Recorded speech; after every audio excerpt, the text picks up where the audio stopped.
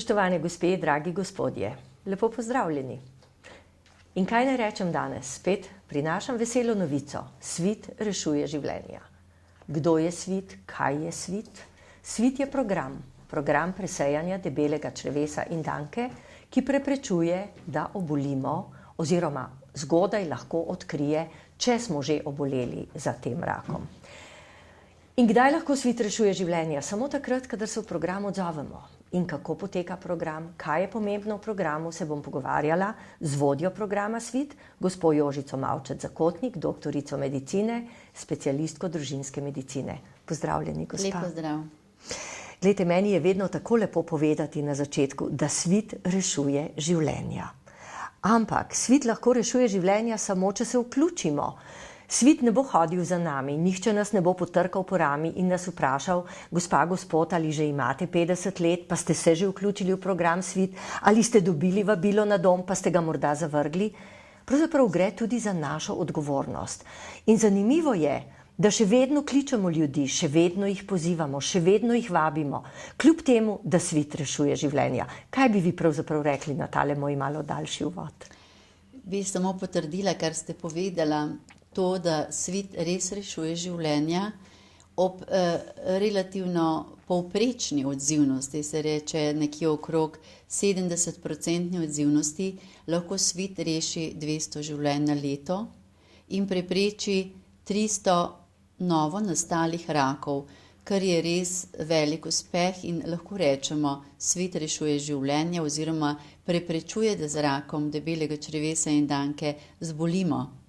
Res je tudi to, kar ste povedala, svit pravzaprav hodi za vsakim posameznikom in ga nekako pobara, potrese za ramo in reče, star si 50 let oziroma stara si 50 let, čas je, da prisluhneš vabilo v program Svit, da pogledaš, v kaj te vabimo in ne zavržeš vabila v koš.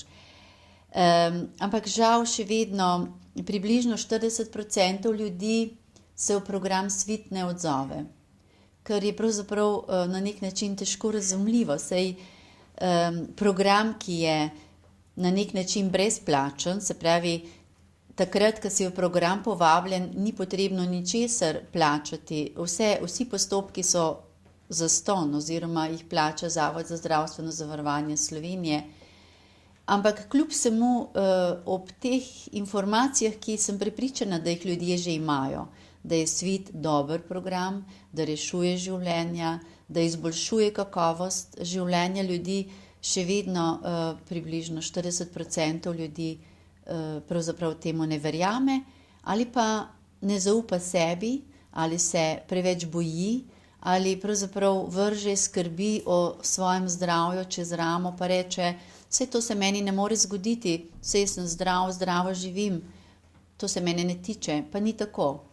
Tudi če živimo zdravo, tudi če pravzaprav posvetimo veliko časa in pozornosti za svoje zdravje, se nam še vedno lahko zgodi, da se ta zahrbtna bolezen prikrade tudi v nas, da se razvijajo polipi v debelem črevesu ali danki. Polipi so namreč predrakave spremembe in največja večina rakov se razvije iz predhodnih polipov.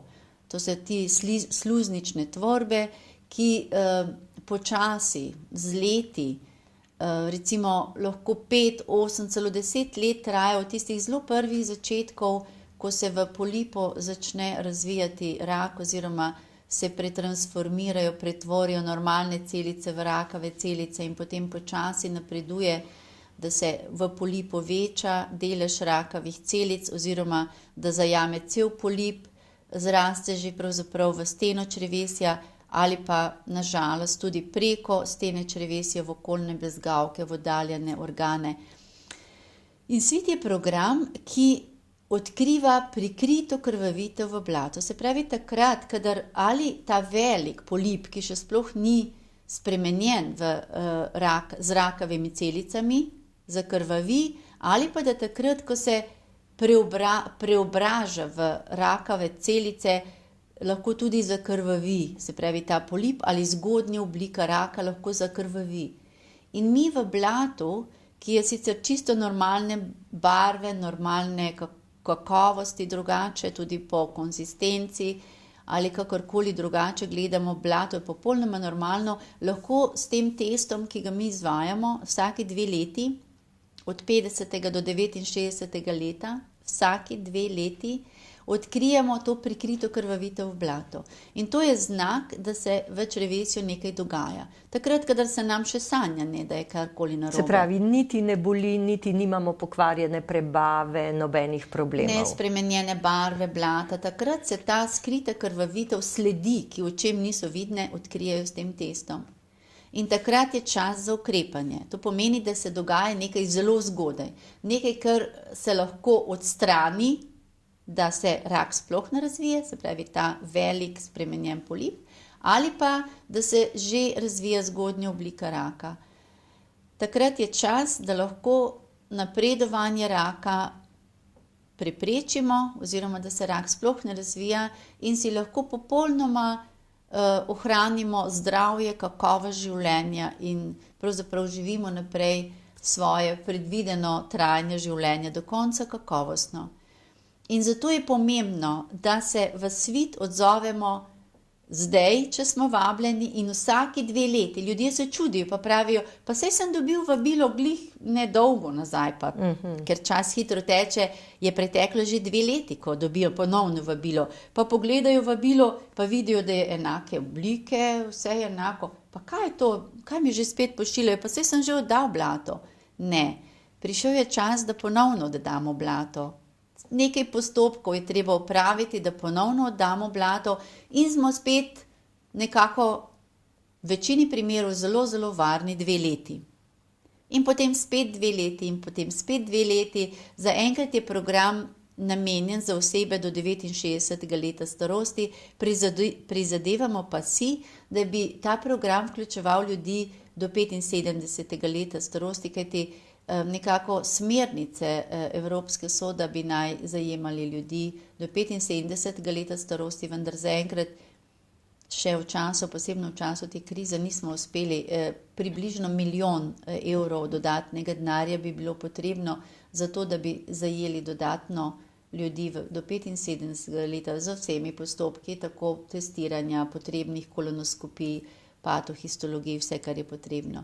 Tako da potrebno se je odzvati v program Svit danes, vsaki 2 leti, do ta čas, ko smo vabljeni. To je nekaj najmanj, kar lahko naredimo, pa hkrati tudi največ, kar lahko naredimo za svoje zdravje, kar se tiče raka debelega črevesa in danke. No, ravno to sem zdaj le razmišljala. Pravzaprav človek po 50. letu, bolj ali manj, otroci so že odrasli, morda še ni vnukov, pa tudi vnuki niso pravzaprav neko tako strahotno breme, tudi za babice in dedke, če pogledamo, ne? Otroci, pa recimo ustvarjanje kariere in tako naprej.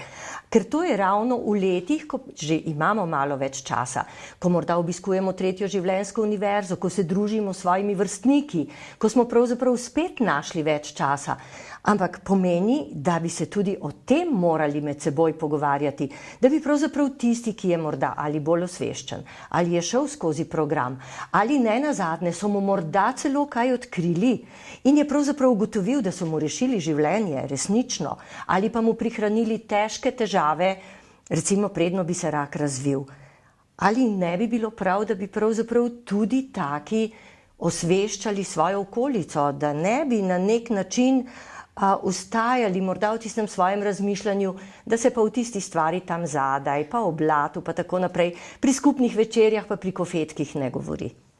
Ja, jaz sem prepričana, da je odgovornost za to, da ta program uspe in da reši čim več življenja, odgovornost vsakega državljana.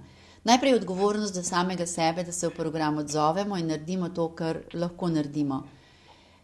Potem je odgovornost vsakega drugega državljana, pa naj bo recimo pravzaprav oseba že mlajša, ne še stara 50 let, pa ve, je informirana, ozaveščena o pomenu tega programa, pa recimo vidi, da babica pa dedek sta v tem obdobju, ali pa celo mama in oče sta v tem obdobju.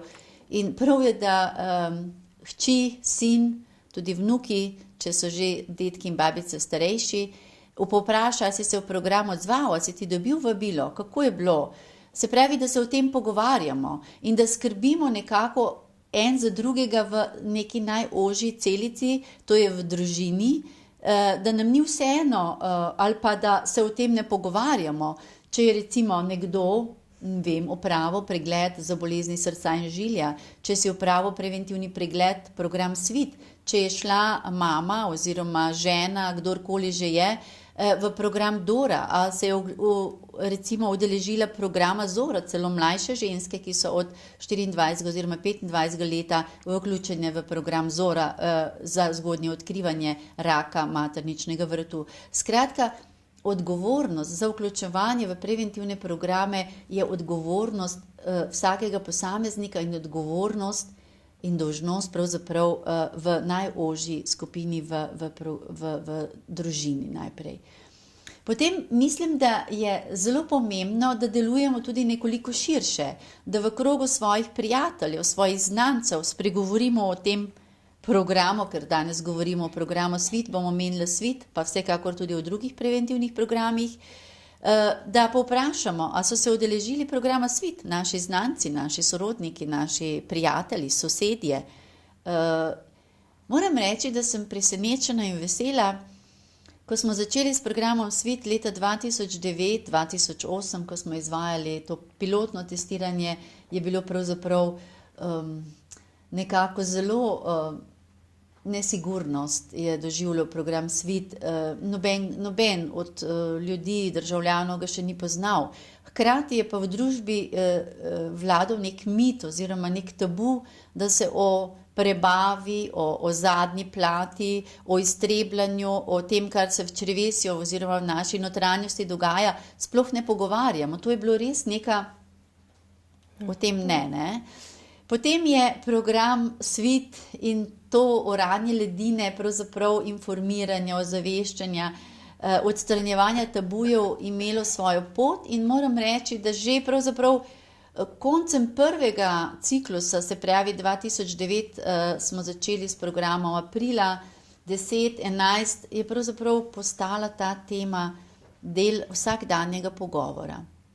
Ne samo, da so se ljudje pogovarjali znotraj svoje družine, začeli so se o tem pogovarjali tudi prijatelji med sabo, ob nekem dogodku, ob večerji, ko se družijo, so se začeli pogovarjati o Svitu, o tistem možiclu, ki si gleda v zadnjo plat in se sprašuje, kaj se tam notri dogaja in reče, ne bojte se sveta tam znotraj.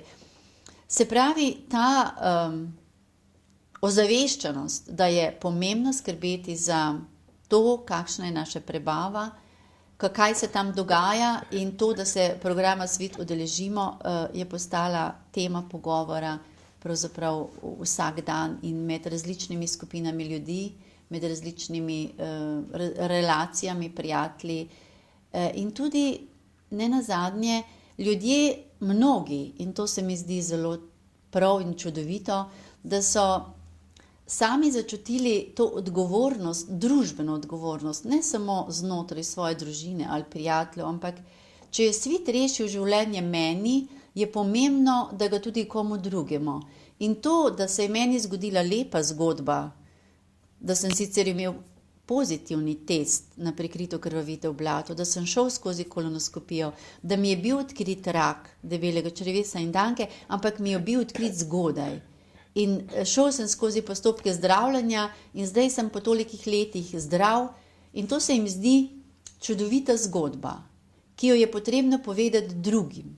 In ljudje, mnogi po Sloveniji jih imamo, tako imenovani zagovorniki ali ambasadori Svita, ki so pripravljeni razkriti svojo pozitivno zgodbo drugim, so pripravljeni, da jo povejo v časopisu, da gredo na televizijo, da gredo na radio, da se izpostavijo v nekem dogodku, ki se organizira v neki lokalni skupnosti ali širše in spregovorijo o tem.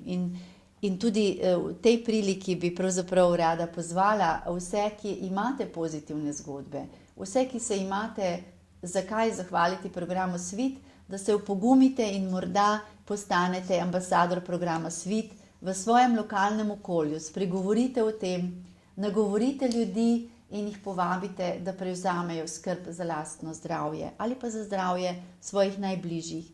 Povem vam, da take zgodbe najbolj delujejo in da boste s tem največ doprinesli k uspehu programa Svet. Resnično. Dejansko reševali življenja.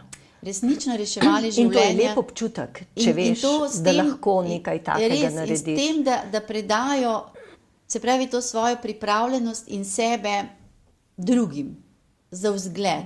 In ljudje radi sledijo, ker verjamejo, ljudje morajo verjeti, morajo zaupati. To so osebne zgodbe in osebni zgodbi človek vedno verjame. To so osebne resnične zgodbe, ki jim je potem res lažje verjeti kot samo pripovedim ali pa nekim, bom rekla, strokovnim izjavam, ki seveda tudi držijo, ampak ljudje morajo slišati zgodbo, da verjamejo.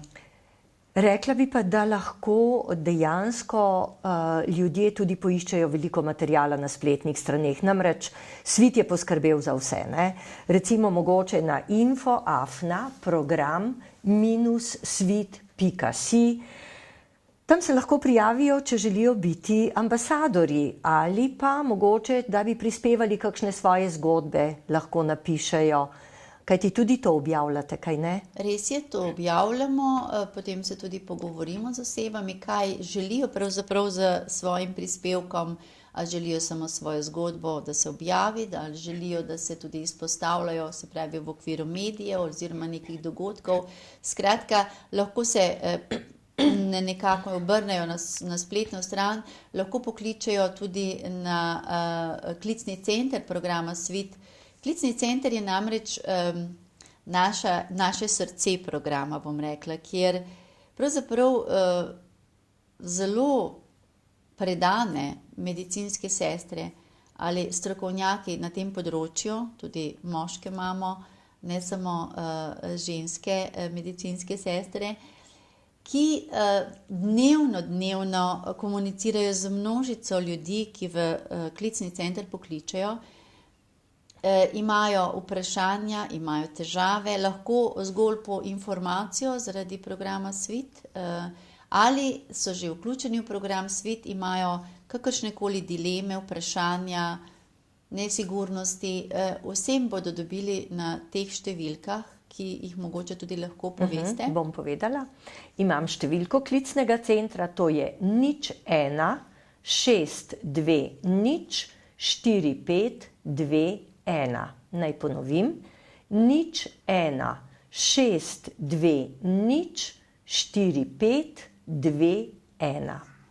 Ja, in naši strokovnjaki bodo z veseljem odgovorili, se pogovorili, lahko tudi se dogovorijo za dodatne klice, če to oseba potrebuje. In klicni center je tisti, ki pravzaprav, jaz bom rekla tako, da je to ambulanta nadaljavo. Tukaj so strokovnjaki, največ jih je takih, ki so pravzaprav delali tudi že z rakavimi bolniki, z bolniki obolelih zaradi raka, dolga leta tudi na Onkološkem inštitutu.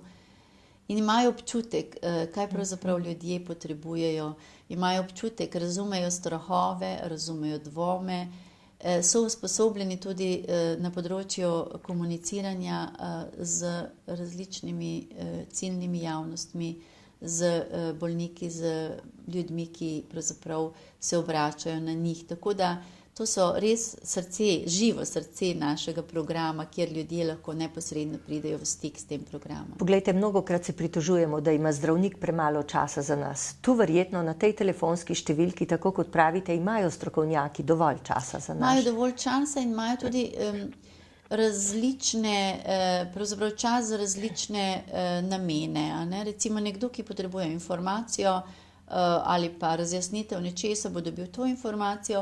Nekdo, ki potrebuje vodenje skozi program, ker je recimo v programu bil pozitiven test na prikrito krvavitev, ga je potrebno naročiti na kolonoskopijo. Namreč mi vsako osebo, ki gre na kolonoskopijo za te centralne enote z klicnega centra, naročimo na kolonoskopijo, bodi si da pokliče zdravnik, medicinska sestra tega pacienta, bodi si da sam pokliče, da si izbere tako lahko koloskopski center, ki je v mreži teh centrov za kolonoskopijo v programu Svit, da se dogovori za termin kolonoskopije ali dopoldne ali popoldne.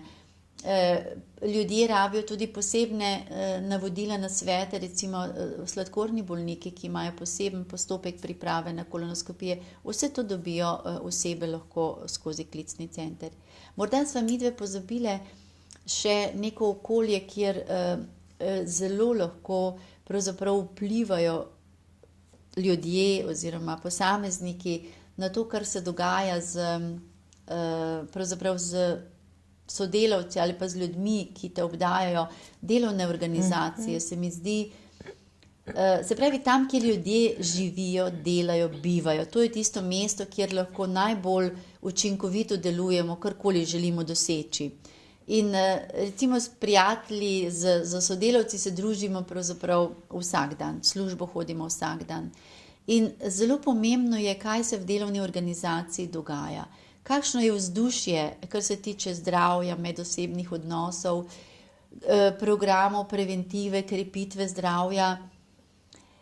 In vesela sem, da sicer tudi naša zakonodaja podpira tako imenovano promocijo ali pa krepitev zdravja na delovnem mestu. Namreč nedavno, zdaj smo dobili zakonodajo, Zakon o varnosti in zdravju pri delu je pravzaprav zavezal delodajalce, da udejanjajo programe krepitve zdravja na delovnem mestu.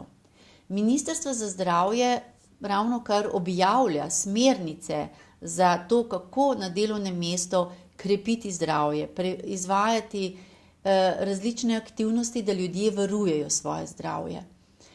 In recimo ti programi preventivni, ki so v zdravstveni dejavnosti pravzaprav na razpolago brezplačno, so tisti programi, na katere se pravzaprav delovne organizacije lahko obračajo in spodbujajo svoje zaposlene k koriščenju teh programov. Se pravi, to so programi, kot sva že omenila, program preprečevanja bolezni srca in ožilja v starosti moških od 35 do 65 in žensk od 45 do 70 let.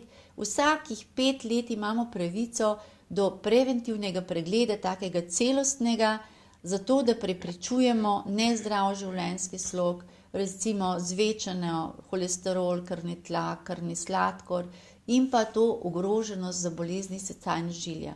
Ljudje se ga udeležujejo ali ne, zdravniki, sestre jih vabijo, pa se tudi odzovejo ali ne.